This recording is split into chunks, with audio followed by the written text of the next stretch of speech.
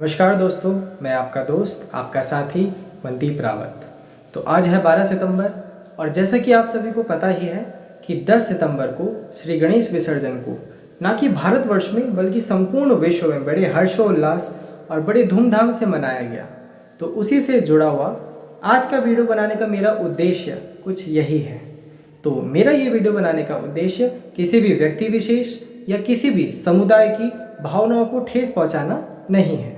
तो करते हैं इस वीडियो का श्री गणेश। यह तो यथार्थ है कि जितने भी लोग श्री गणेश विसर्जन करते हैं उन्हें यह बिल्कुल भी नहीं पता होगा कि यह गणेश विसर्जन क्यों किया जाता है और इसका क्या लाभ है। हमारे देश में हिंदुओं की सबसे बड़ी विडंबना यही है कि देखा देखी में एक परंपरा चल पड़ती है जिसके पीछे का मर्म कोई नहीं जानता, लेकिन भयवश यह चलती रहती है।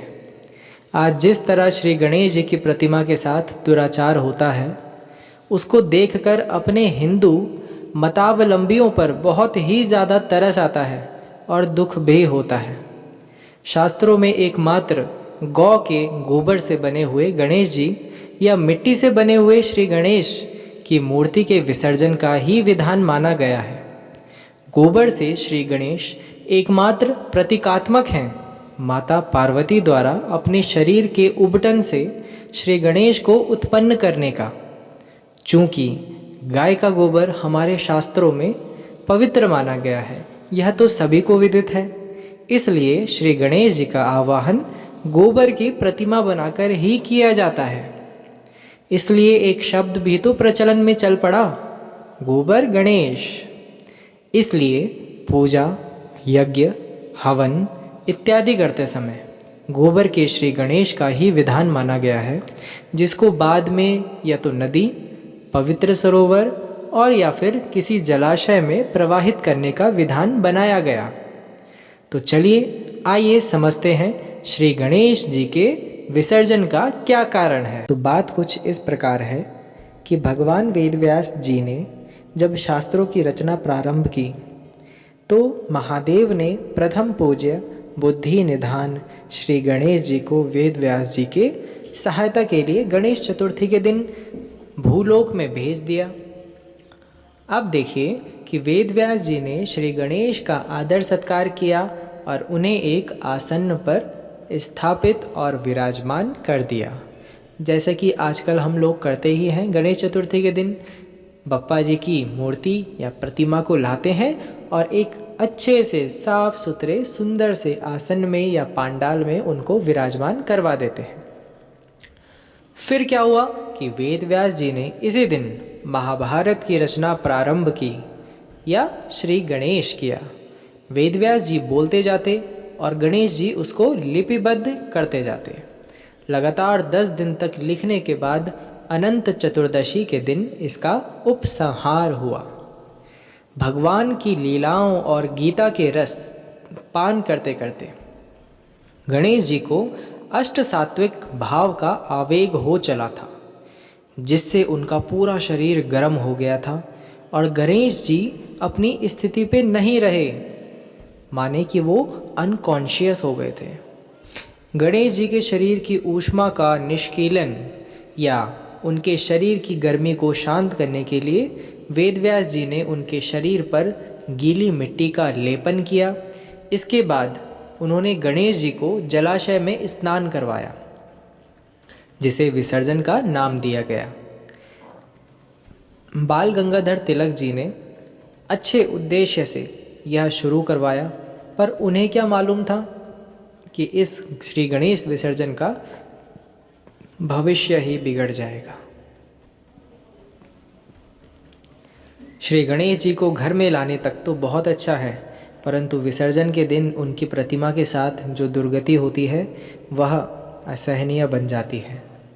आजकल गणेश जी की प्रतिमा गोबर की ना बनाकर लोग अपने रुतबे, पैसे, दिखावे और अखबार में नाम छापने से बनाते हैं। जिसके जितने बड़े गणेश जी उसकी उतनी बड़ी ख्याति, उसके पंडाल में उतने ही बड़े लोग और चढ़ावों का तो अंबार लग जाता है, जिसके बाद यश और नाम अखबारों में अलग।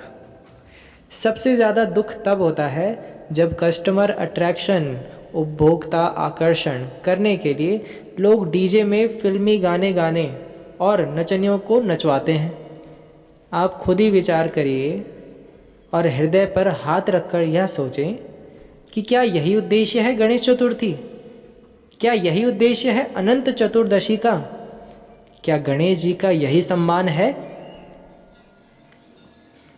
इसके बाद विसर्जन के दिन बड़े ही अभद्र तरीके से प्रतिमा की दुर्गति की जाती है।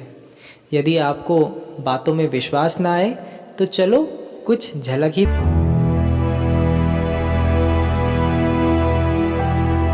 सनातन धर्म में हर महीने ना बोलकर हर हफ्ते कोई ना कोई त्यौहार आ ही जाता है, और ये त्यौहार भाईचारा, एकता और सबसे ज़्यादा वसुधैव कुटुंबकम की संस्कृति को आगे बढ़ाता चला जाता है।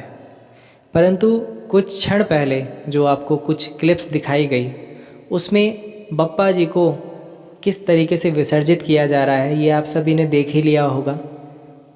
इतने दिन बप्पा हमारे साथ रहे, रिद्धि सिद्धि लेकर वो हमारे घर पधारे और अगले साल भी आएंगे, ऐसी हम आशा करते हैं। तो जिस प्रकार हम उन्हें विसर्जित कर रहे हैं, हवा में उछाल कर, हवा में फेंक कर, तो क्या यह सही है? क्या सही में हम आशा कर सकते हैं कि बप्पा जिस प्रकार से विसर्जित हुए हैं तो वो अगले साल भी हमारे घर आएंगे? खैर छोड़िए, आप सभी मुझसे ज़्यादा बुद्धिजीवी हैं तो आप ज़रूर सोचेंगे इस बारे में। वेद व्यास जी का तो एक कारण था विसर्जन करने का, लेकिन हम लोग क्यों करते हैं यह बुद्धि से परे है। क्या हम भी वेद व्यास जी के समकक्ष हो गए हैं? क्या हम भी उनकी बराबरी कर सकते हैं? क्या हमने भी श्री गणेश से कुछ लिखवाया है? क्या हम गणेश जी के अष्ट सात्विक भाव को शांत करने की हैसियत रखते हैं? गोबर गणेश मात्र अंगुष्ठ माने अंगूठे के बराबर बनाया जाता है, और होना भी इतना ही चाहिए। इससे बड़ी प्रतिमा या अन्य पदार्थ से बनी कोई भी गणेश जी की प्रतिमा के विसर्जन का शास्त्रों में निषेध है, माने इसे मना किया गया है। और एक बात और, श्री गणेश जी का विसर्जन बिल्कुल भी शास्त्रीय नहीं है। यह मात्र अपने स्वांत सुखाय के लिए बिना इसके पीछे का मर्म, अर्थ और अभिप्राय समझे लोगों ने बना दिया है। एकमात्र हवन, यज्ञ, अग्निहोत्र के समय बनने वाले गोबर गणेश का ही विसर्जन शास्त्रीय विधान के अंतर्गत आता है। अब आजकल लोग क्या कर रहे हैं कि प्लास्टर ऑफ पेरिस से बने, चॉकलेट से बने, केमिकल पेंट से बने गणेश प्रतिमा का विसर्जन एकमात्र अपने भविष्य और उन्नति के विसर्जन का मार्ग है। इससे केवल प्रकृति के वातावरण, जलाशय, जलीय पारिस्थितिकीय तंत्र, भूमि, हवा, मृदा इत्यादि को नुकसान पहुंचता है। इस गणेश विसर्जन से कोई एक अंश भी किसी को भी लाभ नहीं होने वाला। हाँ, बाजारीकरण और जो आजकल प्रचलित हैं सेल्फी पुरुष, सेल्फी स्त्रियां, इनको अवश्य ही लाभ मिल सकता है, लेकिन इससे आत्मिक उन्नति कभी नहीं हो सकती मेरे दोस्त। इसलिए गणेश विसर्जन को रोकना ही एकमात्र शास्त्र अनुरूप है। चलिए माना कि आप अज्ञातवश डर रहे हैं कि इसकी प्रख्यात परंपरा, इस परंपरा को हम कैसे तोड़ दें, तो करिए विसर्जन, किसी ने मना नहीं किया है, लेकिन गोबर के गणेश को बनाकर विसर्जन कीजिए और उनकी प्रतिमा एक अंगूठे के बराबर होनी चाहिए, उससे बड़ी बिल्कुल भी नहीं होनी चाहिए। ऐसा मेरा आपसे आग्रह है, विनम्र निवेदन है। लीजिए, तो ये थी मेरे मन के विचार और मेरे भाव। यदि आपकी भावनाओं को ज़रा सी भी ठेस पहुंची हो तो मुझे माफ़ कीजिएगा, और यदि आपको ज़रा सा भी लगा हो कि इस पूरी वीडियो में ज़रा सी भी सच्चाई थी तो इस वीडियो को ज़्यादा से ज़्यादा लोगों के पास शेयर कीजिएगा और वीडियो में लाइक और कमेंट ज़रूर कीजिएगा। आपके आशीर्वाद और आपका प्यार का आकांक्षी मनदीप रावत। मिलता हूँ आपसे अगली वीडियो में। नमस्कार।